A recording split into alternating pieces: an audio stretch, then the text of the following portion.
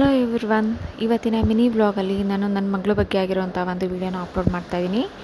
ಮಕ್ಕಳು ನಮ್ಮ ಜೊತೆ ಬೆಳೆಯೋದಲ್ಲದೆ, ಕಲಿಯೋದಲ್ಲದೆ, ನಮ್ಮ ಸುತ್ತಮುತ್ತಲಿನ ಪ್ರಪಂಚನ ಗುರುತಿಸೋದಲ್ಲದೆ, ನಮಗೆ ಗೊತ್ತಿಲ್ಲದಿರೋ ಹಾಗೆ ನಾವು ಮಾಡೋ ಕೆಲಸಗಳನ್ನ, ನಾವು ಏನು ಮಾಡ್ತೀವಿ, ಏನು ಮಾತಾಡ್ತೀವಿ, ಎಲ್ಲಿ ಹೋಗ್ತೀವಿ ಎಲ್ಲವನ್ನು ಕೂಡ ಕಲಿಯೋದಕ್ಕೆ ಸ್ಟಾರ್ಟ್ ಮಾಡ್ತಾರೆ ಅನ್ನೋದಕ್ಕೆ ನನ್ನ ಮಗಳು ಕೂಡ ಕಾರಣ ಅಂತಲೇ ಹೇಳ್ಬೋದು. ಮೊದಲು ನನಗೂ ಅನ್ನಿಸ್ತಾ ಇತ್ತು ಇದೆಲ್ಲ ಆಗುತ್ತಾ ಅಂತ. ಸೊ ಅವಳು ಚಿಕ್ಕವಳಿದ್ದಾಗ ಕಸ ಗುಡಿಸೋದಾಗಿರ್ಬೋದು, ಹಣೆಗೆ ಇಟ್ಕೊಳ್ಳೋ ಬೊಟ್ಟಾಗಿರ್ಬೋದು, ಪೂಜೆ ಮಾಡೋದಾಗಿರ್ಬೋದು, ಪ್ರತಿಯೊಂದು ಕೂಡ ನಾವೇನು ಮಾಡ್ತೀವಿ ಅದನ್ನು ಫಾಲೋ ಮಾಡ್ತಾಯಿದ್ಲು. ಸೊ ಅದಾದಮೇಲೆ ಕೆಲವೊಂದು ಸ್ಕೂಲಿಗೆ ಹೋಗ್ತಾ ಕೆಲವೊಂದು ಅವರಲ್ಲಿರೋ ಡಿಫೆಕ್ಟ್ಗಳನ್ನ ಗುರುತಿಸಿ ಕೆಲವೊಬ್ಬರು ಹೇಳೋ ಮಾತುಗಳು ಮಕ್ಕಳಿಗೆ ತುಂಬಾ ಹಿಂಸೆ ಕೊಡುತ್ತೆ ಅಂತಲೇ ಹೇಳ್ಬೋದು. ಅದು ಆ ರೀತಿಯ ವಿಚಾರದಲ್ಲಿ ನನ್ನ ಮಗಳು ಕೂಡ ತುಂಬಾ ಸರಿ ಹೇಳ್ಕೊಂಡಿದ್ದಾಳೆ. ಬಿಕಾಸ್ ಅವಳು ಏನಕ್ಕಪ್ಪ ಅಂತಂದರೆ, ಅವಳು ಲೆಫ್ಟ್ ಹ್ಯಾಂಡಲ್ಲಿ ಬರೆಯೋದ್ರಿಂದ ತುಂಬ ಜನ ಅವಳಿಗೆ ಹೇಳೋದು, ನೀನು ಲೆಫ್ಟ್ ಹ್ಯಾಂಡಲ್ಲಿ ಬರೀತೀಯಾ, ನೀನು ರೈಟ್ ಹ್ಯಾಂಡಲ್ಲಿ ಬರೆಯಲ್ಲ, ಲೆಫ್ಟ್ ಹ್ಯಾಂಡಲ್ಲಿ ಬಳಸೋದು ತುಂಬಾ ಉತ್ತಮ ಅಂತ ಹೇಳ್ತಾರೆ. ಸೊ ಅದೊಳಗೆ ತುಂಬಾ ಬೇಜಾರಾಗುತ್ತೆ. ಯಾರ ಮುಂದೆನಾದರೂ ಬರೀತಿದ್ದಾಳೆ ಅಂತಂದಾಗ, ನೀನು ಆ ಕೈಯಲ್ಲಿ ಬರೀಬೇಡ, ಈ ಕೈಯಲ್ಲಿ ಬರಿ ಅಂತ ಹೇಳೋದಾಗಿರ್ಬೋದು.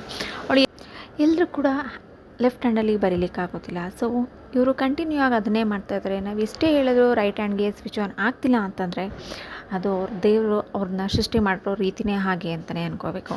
ಅದನ್ನೆಲ್ಲ ಬಿಟ್ಟು ಅವ್ರಿಗೆ ಅಡ್ಡೆಸ್ರುಗಳನ್ನ ಇಟ್ಟು ಕರೆಯೋದಾಗಿರ್ಬೋದು, ಇಲ್ಲ ಅವ್ರಿಗೆ ಎಲ್ಲರ ಮುಂದೆ ನೀನು ಬೇರೆ ಏನೋ ಮಾಡ್ತೀಯ, ನೀನು ಲೆಫ್ಟ್ ಹ್ಯಾಂಡಾ, ನೀನು ಲೆಫ್ಟ್ ಹ್ಯಾಂಡಲ್ಲಿ ಬರೀತೀಯಾ, ಲೆಫ್ಟ್ ಹ್ಯಾಂಡ್ ಒಳ್ಳೇದಲ್ಲ ಅಂತ ಹೇಳೋದು ಮಕ್ಕಳಲ್ಲಿ ಒಂದು ನೆಗೆಟಿವಿಟಿನ ಕ್ರಿಯೇಟ್ ಮಾಡುತ್ತೆ. ಸೊ ನಾನು ಬರೀತಿರೋದು ಸರಿ ಇಲ್ಲ, ನಾನು ಸರಿ ಇಲ್ಲ.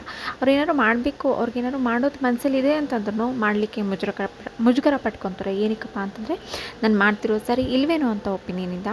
ಸೊ ಯಾವುದೇ ಮಕ್ಕಳು ಯಾವುದಾದ್ರೂ ಒಂದು ಬೇರೆ ರೀತಿಯಲ್ಲಿ ಕ್ರಿಯೇಟಿವಿಟಿಯಾಗಿ ಏನೋ ಒಂದು ಮಾಡ್ತಾ ಇದ್ದಾರೆ ಅಂತಂದರೆ, ಇಲ್ಲ ಇನ್ನೇನೋ ಒಂದು ಕಲಿತಿದ್ದಾರೆ, ಅವ್ರ ಲೆಫ್ಟ್ ಹ್ಯಾಂಡ ರೈಟ್ ಹ್ಯಾಂಡ ಅನ್ನೋದಕ್ಕಿಂತ ಅವ್ರು ಎಷ್ಟು ಕಲಿತಿದ್ದಾರೆ ಅನ್ನೋದನ್ನ ನೋಡಿ ಅದಕ್ಕೆ ಅಪ್ರಿಷಿಯೇಟ್ ಮಾಡಿ, ಅವ್ರು ಲೆಫ್ಟ್ ಹ್ಯಾಂಡಲ್ಲಿ ಎಷ್ಟು ಚೆನ್ನಾಗಿ ಬರೀತಾ ಇದ್ದಾರೆ, ಬೇರೆ ಯಾರ ಕೈಲೂ ಆಗದೇ ಇರೋವಂಥದ್ದು ಅವ್ರಗಳ ಕೈಲಿ, ಕೆಲವೊಬ್ಬರ ಕೈಲಿ ಮಾತ್ರನೇ ಆಗುತ್ತೆ ಅನ್ನೋದನ್ನು ಒಂದು ಅಪ್ರಿಸಿಯೇಷನ್ ಕೊಟ್ಟರೆ ಅವ್ರ ಮುಂದಿನ ದಿನಗಳಲ್ಲಿ ತುಂಬ ಚೆನ್ನಾಗಿ ಅವರು ಬೇರೆ ಬೇರೆ ರೀತಿಯ ಆ್ಯಕ್ಟಿವಿಟೀಸ್ ಎಲ್ಲ ಆಗಿರ್ಬೋದು ಎಲ್ಲದರಲ್ಲೂ ಕೂಡ ತೊಡಗಿಸ್ಕೊತಾರೆ ಅಂತ ಹೇಳ್ಬೋದು. ನನ್ನ ಮಗಳಿಗೆ ಅಂತಲ್ಲ, ತುಂಬ ಜನಕ್ಕೆ ಅದೇ ರೀತಿ ಆಗುತ್ತೆ.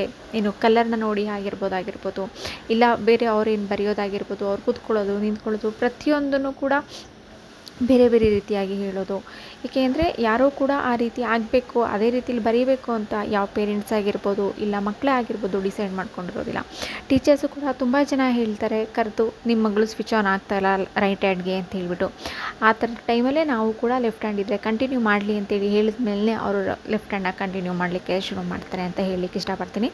ಸೊ ನಿಮ್ಮ ಮನೆಯಲ್ಲೂ ಇಲ್ಲ ನಿಮ್ಮ ಅಕ್ಕಪಕ್ಕದಲ್ಲಿ ಯಾರಿಗಾದ್ರೂ ಏನಾದರೂ ಆಗ್ತಾಯಿತ್ತು ಅಂದರೆ ಅವ್ರಿಗೆ ಒಂದು ಸ್ವಲ್ಪ ತಿಳಿಸಿ ಹೇಳಿ, ಯಾವುದೇ ಮಕ್ಕಳು ಕೂಡ ಬೇಕಂತ ಅದನ್ನು ಮಾಡ್ಕೊಂಡಿರೋದಿಲ್ಲ ಅಂತ.